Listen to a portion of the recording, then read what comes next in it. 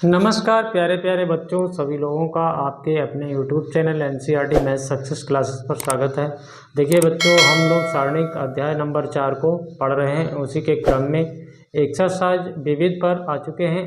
उसमें हम लोग आज क्वेश्चन नंबर 9 और 10 को करेंगे। बड़े ही अच्छे ढंग से एकदम साधारण भाषा में हम आपको समझाने का प्रयास करेंगे। तो देखिए बच्चों, क्वेश्चन नंबर 9 में क्या पूछा गया है। तो यहाँ पर हम लोगों से पूछा गया है, ये एक सारणिक है, सारणिक का मान ज्ञात करना है। वैसे तो हम लोग यहाँ पर सीधा डायरेक्ट भी हल कर सकते हैं, क्योंकि यहाँ पर ऐसा नहीं कहा गया है कि सारणिक के गुणधर्म का प्रयोग करें, ऐसा नहीं कहा गया है। लेकिन हम लोग सारणिक के गुणधर्म के प्रयोग से ही इसको हल करेंगे। तो देखिए, हम कभी भी सारणिक को हल करें तो कोशिश ये रहे कि कहीं न कहीं कॉलम या रो में एक जैसा बन जाए। एक जैसा यानी कि कॉलम में पूरा कॉलम एक जैसा बन जाए, या फिर पूरा रो एक जैसा बन जाए। तो उससे आसानी ये हो जाती है, उसको कॉमन कर लेते हैं, वहाँ पर 1 1 1 आ जाता है।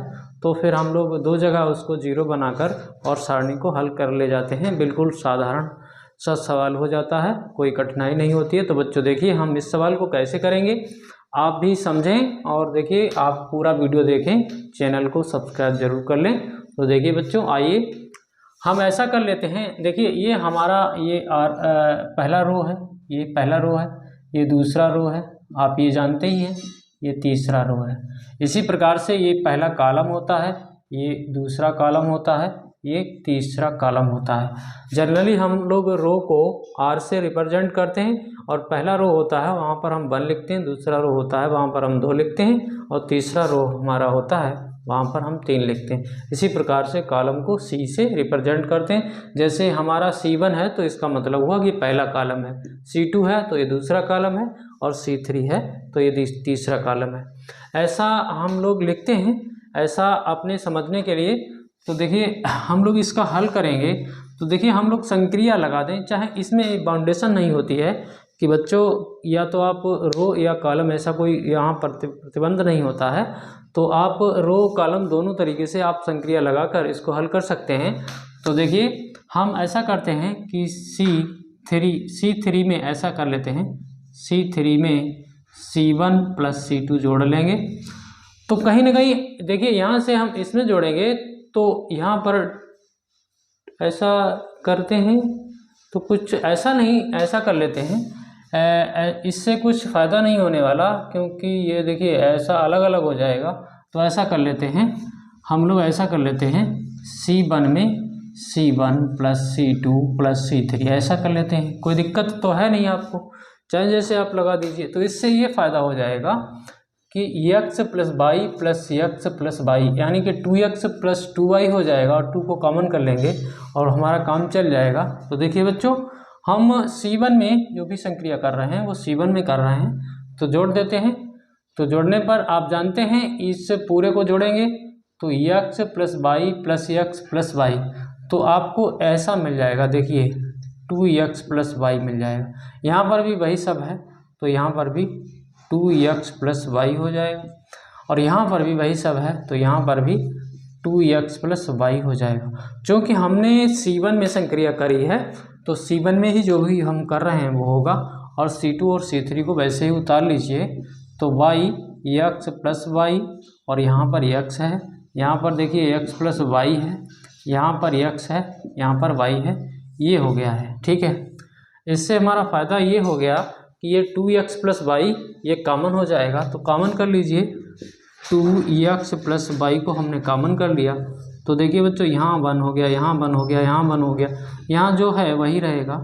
तो x + y और x, और यहाँ पर देखिए x + y, यहाँ पर भी x है और यहाँ पर भी y है। और जब भी आपको सारणी में 1 1 3 जगह मिल जाए तो 2 जगह आप 0 करने का प्रयास करिए। तो देखिए, अब हम ऐसा कर लेते हैं, R2 में संक्रिया करते हैं और R2 से R1 को निकाल देंगे। तो इसमें देखिए 1 से 1 कटेगा तो 0 हो जाएगा। ऐसे ही हम R3 में संक्रिया करते हैं साथ की साथ, तो R3 में से ही R1 को निकाल लेंगे, तो 2 जगह यहाँ 0 मिल जाएगा। बस यही हम लोगों की आवश्यकता है। तो देखिए 2x + y ये तो रहेगा ही, और देखिए इसमें कुछ नहीं कर रहे हैं, तो 1y x + y, इसको तो आप ऐसे उतार लीजिए, और देखिए इस 1 को यहाँ घटा रहे हैं तो ये 0 हो जाएगा, इस y को यहाँ घटाएंगे तो ये x हो जाएगा, इसको यहाँ घटाएंगे तो भैया minus x cancel, minus y हो जाएगा। ठीक है, देखिए हम x में से इसको घटा रहे हैं तो ये x से x कैंसिल, माइनस का y बचेगा। अब हम r1 को ही r3 से घटा रहे हैं तो यह 0 हो जाएगा, इसमें आपका x माइनस y हो जाएगा, इसमें आपका माइनस का x बचेगा। घटाना तो आपको आता ही है, y में से इसको घटाएंगे तो ये मिल गया। अब इससे फ़ायदा ये हुआ कि अब हम लोग अगर हल करना चाहें तो इस C1 के सापेक्ष हल कर सकते हैं, तो ये छोड़िए, ये आपका सारणिक में बचेगा। तो लिखते हैं यहाँ पर हम लोग, तो देखिए इधर देखिए 2x प्लस वाई है हमारे पास, और जब हमने इसके सापेक्ष इसको हल किया है तो ये हमारा सारणिक में बचेगा, और यहाँ पॉजिटिव चिन्ह होता है, ये बन रहेगा इंटू 1, और सारणिक में आपके पास बचेगा x माइनस वाई, और भैया x माइनस वाई और माइनस का x ये बचेगा। इसको हम लोग कैलकुलेट कर ही लेंगे, तो कैसे करते हैं कैलकुलेट, तो देखिए बच्चों 2x प्लस वाई, इसका गुणा यहाँ करेंगे तो माइनस का x स्क्वायर हो जाएगा, यहाँ पर माइनस बीच में होता है तो प्लस यहाँ आ जाएगा y into x minus y आ जाएगा। ठीक है, ये हो गया है।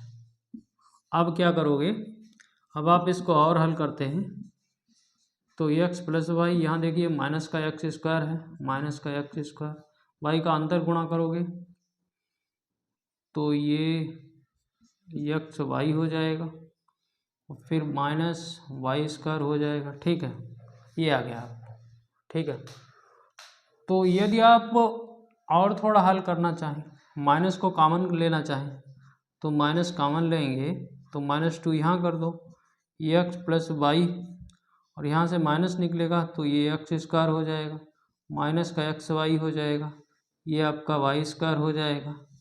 अब देखिए अब क्या कर सकते हो, अब क्या कर सकते हो, अब आपने एक फार्मूला पढ़ा होगा, कैसा फार्मूला, ये देखिए AQ प्लस BQ बराबर होता है A प्लस बी, और भैया यहाँ होता है a square minus AB plus b square. ऐसा हम लोगों ने कक्षा 8-9 में पढ़ा ही है।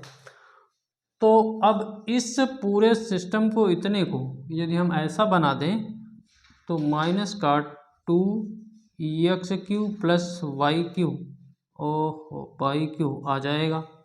अब उत्तर आप लोग चेक कर लेंगे तो उत्तर आपका यही होगा। तो बच्चों इस प्रकार से हम लोगों ने इस सवाल को किया है, बड़े ही सरल ढंग से।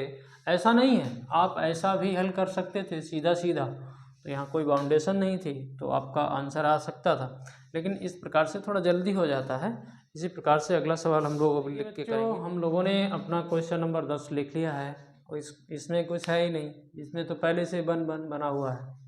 तो यहाँ भी हम लोग अगर सारणी के गुणधर्म का यूज करें तो बिल्कुल सरल है सवाल।